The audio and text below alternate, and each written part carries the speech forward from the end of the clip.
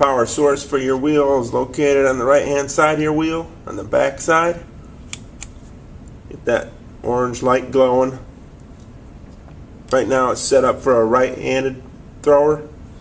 This switch here goes to neutral and then up for a left-handed thrower.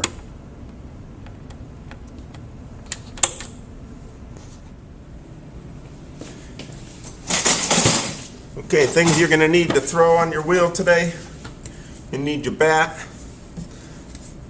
The bat has bat pin holes that are 10 inches apart and 8.5 inches apart. You want to use the 10-inch bat pin holes because they fit the 10-inch wide bat pins.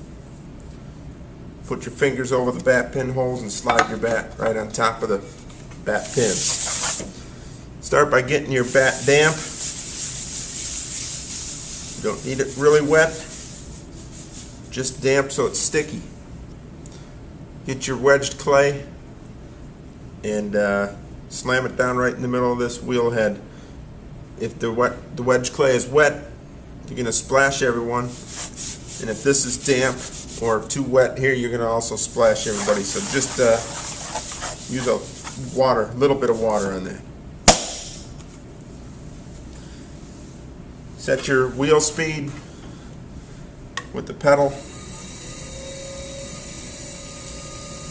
about 150 to 200 RPMs is good for centering. You need your bucket with some water. A couple of handy tools you're going to want to have is a elephant ear sponge, a rib tool, a wire loop tool, and a wire cutter. Alright, start by getting your clay wet and your hands wet. Brace your elbows against your hips. Lean into the clay to get it centered.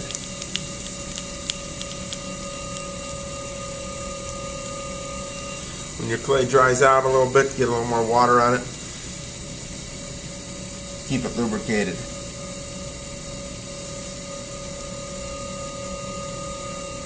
Okay, once you get it centered, I want you to cone up your clay.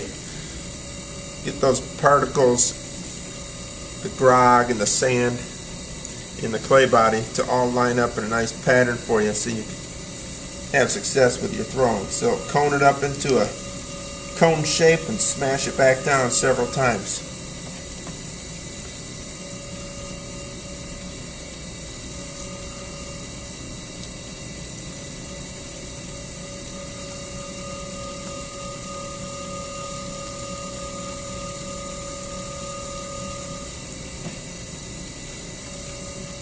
Here's the third and final time of coning up.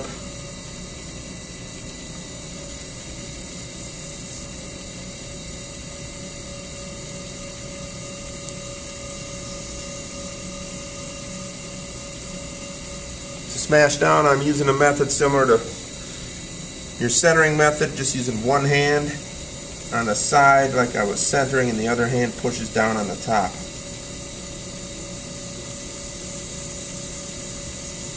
And now my clay is ready to open up. Brace your elbows, brace your legs, find the center of your clay and push straight down. Go down in 1/2 inch or so. Get a little water in there, in that reservoir, and then keep going down. Stop when you think you're about 1/2 inch from the bottom. Unless you're making a flower pot, then you can put a hole in the bottom of it. But then you want to pull out. I like to use 2 hands here so I can control this a little better.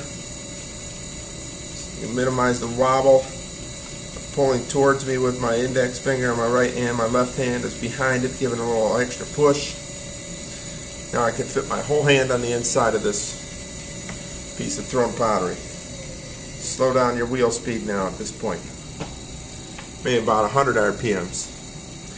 Use your elephant ear sponge on the outside of your clay.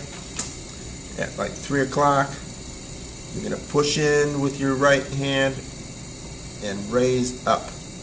The left hand rests on the right hand slightly higher than the outside finger. You're just using 2 fingers to touch the clay. Minimize your contact with the clay at this point. You need to be gentle with this clay. Pushing in and raising up at a consistent pace. At the top now, it's already thin enough. I don't need to push there. You'll notice the top rim is getting a little wobbly. This is where your wire cutter comes in handy. Put one thumb on the inside, the other thumb on the outside. At 3 o'clock, push down and pull up to trim your rim off. Now you could recondition this rim by compressing the rim. I'll do this a couple more times. Push it in here firmly. Now raising up with a consistent, even pace, letting off the pressure as I get taller on the clay. Every time I do this, the clay will get slightly taller and the sidewalls will get thinner. And I'm going to do this until I get an even thickness sidewall of a ½ an inch from top to bottom.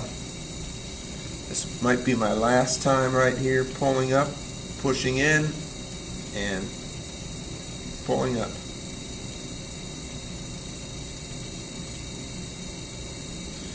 Your first task is to make a 3-inch cylinder. It's about half the size of the one you see right here.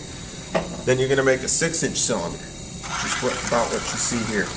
Now I'm trimming off the excess on the bottom with my wire loop tool.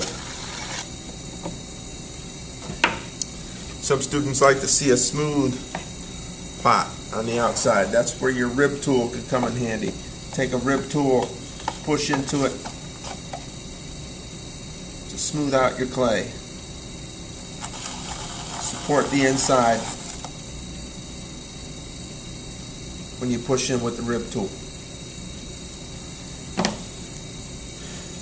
Final thing to do here, if you're going to keep this pot, is to compress the rim again, clean up that rim. Every shape you make on the wheel starts with a cylinder, and then you could modify from there. Now we'll cut this open, cut it in half, and check the overall construction.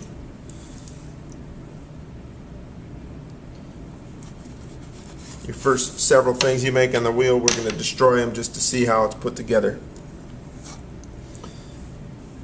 And you can see on this one, we've got what we wanted. We got the even thickness going all the way up. Nice even thickness base.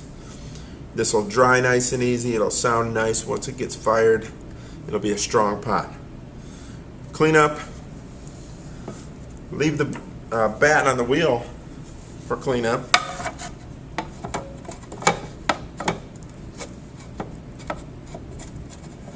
It's easiest to clean it when it's spinning.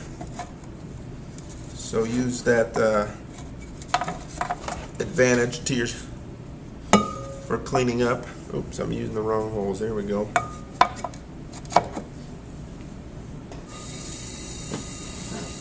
So as it's spinning, you can take your rib tool and just scrape off all that extra clay. Then you don't have to take the bat to the wheel, to the sink to clean it out.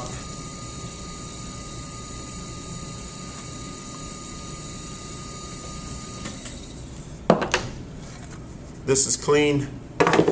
Take your splash pan apart, take it to the sink to clean and rinse.